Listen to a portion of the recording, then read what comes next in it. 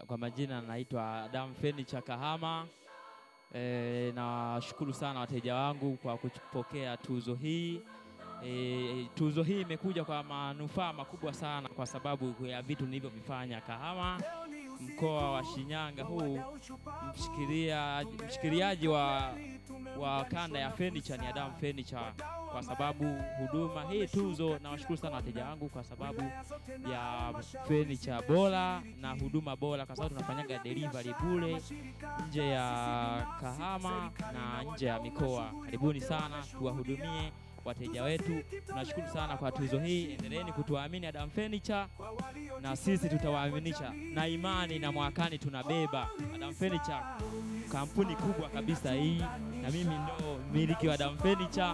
Asanteni sana wateja wangu, na pia tukimaliza leo tutatoa ofa kubwa sana. Nyinyi wenyewe mtajionea. Acha tubebe na tutabeba zaidi.